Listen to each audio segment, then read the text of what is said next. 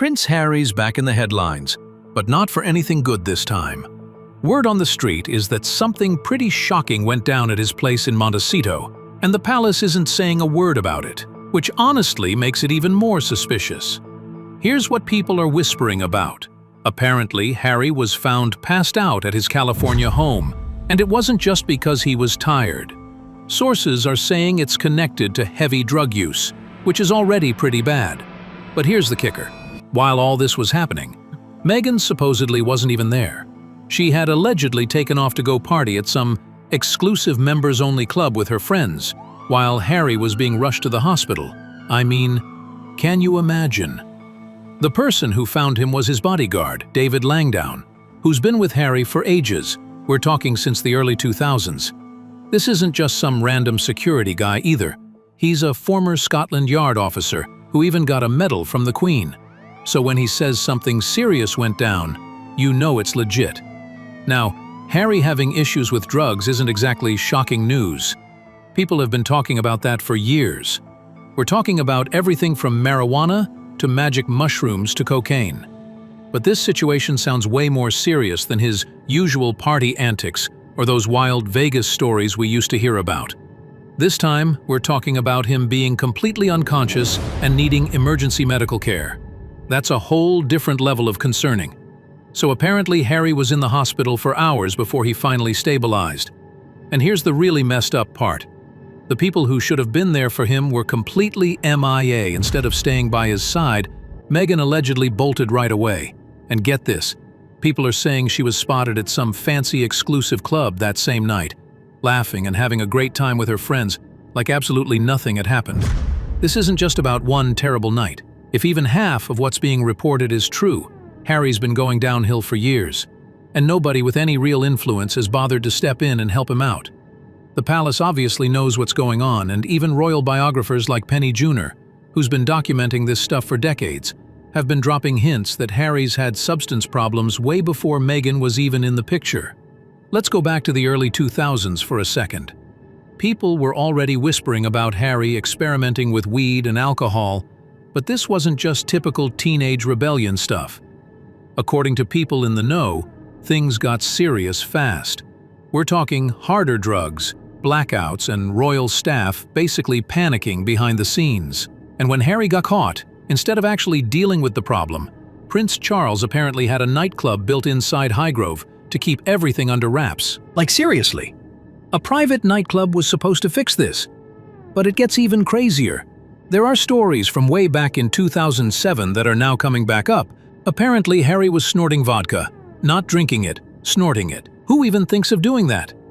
Medical experts say that method sends alcohol straight to your brain, completely bypassing your liver, and can literally kill you almost instantly. Yet back then, the media barely touched the story. Why? The outlet that actually tried to report on this stuff got shut down. Meghan's name keeps coming up in all of this, and not in any good way. Sources are claiming she's been fully aware of Harry's problems this whole time, and some are even saying she's been enabling it. The allegation is that she's actually using drugs as a way to control him, keeping him in this foggy, dependent state while she manages everything else and controls the story. It's a pretty horrifying claim, but apparently it's not just coming out of thin air. What really adds fuel to this fire is Meghan's past. Way before she became the Duchess of Sussex, she had already made quite a name for herself in certain Hollywood circles. And not because of her acting skills. People who went to her first wedding in Jamaica are still talking about the party favors she handed out. And we're not talking about cute little candles or thank you cards here. Guests allegedly got gift bags with pre-rolled joints inside, personally prepared by Meghan herself. Some people didn't even realize what they were carrying until they got back to the US, which could have gotten them into serious legal trouble. That whole thing alone shows this isn't someone who's new to the drug scene. Then there's Doria, Meghan's mom. Insiders are claiming she's got her own history with California's underworld, which adds another whole layer to this mess. Whether that's actually true or not, the story going around behind closed doors is that the Markle women have always known exactly where to get what they need and how to keep people under control. This theory gets really dark when you think about what people are saying regarding Meghan's influence over Harry. The idea isn't just that she puts up with his addictions. It's that she's allegedly using them like a leash to keep him compliant, quiet, and basically broken down. But here's what's really shocking. The real bombshell is how many people around Harry have apparently known about all this for years and just kept their mouths shut. We're talking palace insiders.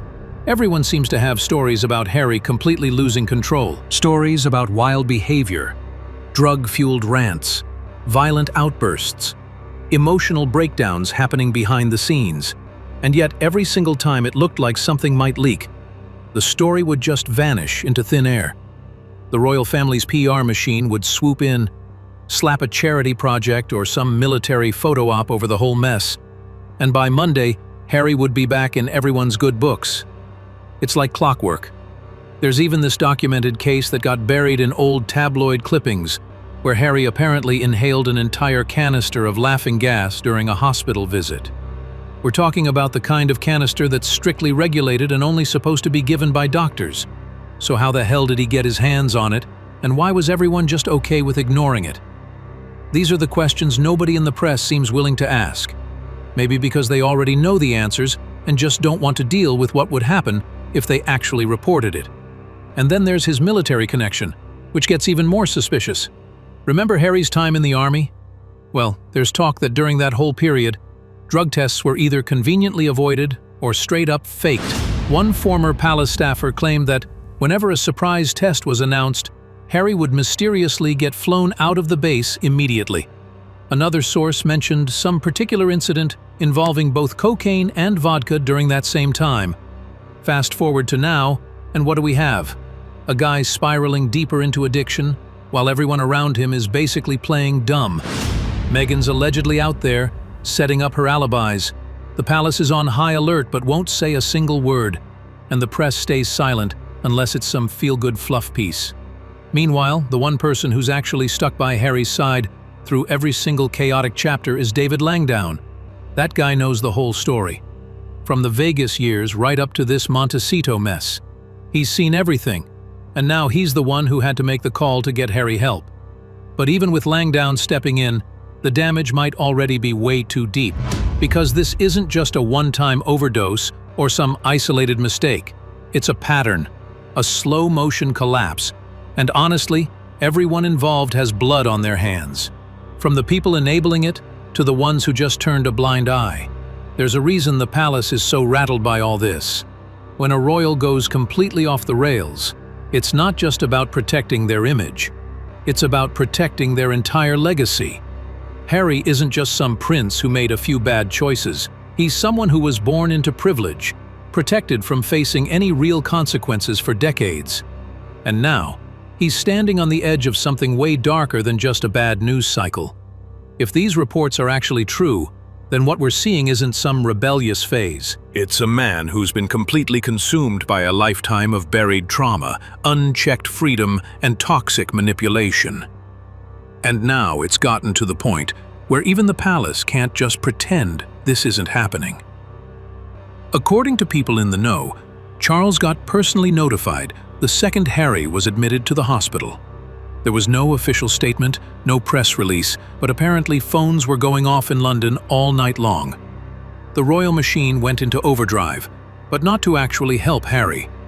They were scrambling to contain the story, because if this whole thing explodes publicly, it doesn't just destroy Harry.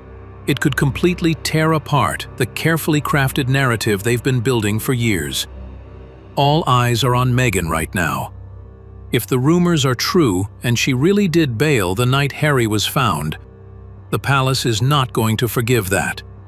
Her being absent says everything. It makes her look not just disconnected, but like she planned it all out. The word people close to the situation are using is alibi. She didn't panic and run away. She ran to make sure she was seen somewhere else. Now that Harry's name is all over the headlines connected to addiction, hospitals, and emergency calls, it used to be Harry who everyone was worried about. But now they're openly talking about Meghan as the real problem. Her connections, her past, her influence over Harry. None of that is being brushed off as tabloid garbage anymore.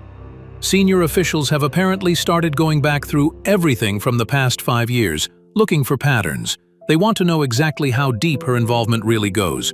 Did she actually supply the drugs? Did she purposely cut Harry off from his family? And where does Doria fit into all of this? She's been staying pretty quiet in the background, rarely doing interviews or making public appearances. But according to some insiders, she's way more involved in Meghan's life than people think. If drugs really were part of Harry's downward spiral, there's speculation that Doria might have helped make that access possible. These kinds of questions are even being whispered about in royal circles, shows just how serious this whole thing has gotten. Behind closed doors, lawyers are apparently gearing up, not for a divorce, but for a massive public blow-up. If Harry doesn't fully recover, or if he decides to speak out about what really happened, this entire situation could absolutely explode. And if it comes out that Meghan played even a small part in his downfall, the palace isn't going to protect her this time. But through all this chaos, there's one truth that really cuts through all the noise. Harry is not okay.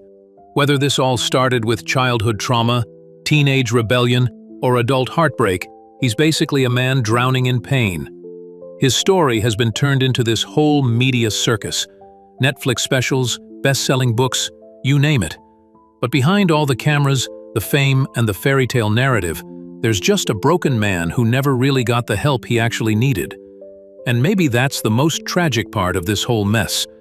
Because Harry was never just some rebel prince or royal troublemaker. He was a wounded person born into a family that cared more about their image than actually helping him heal.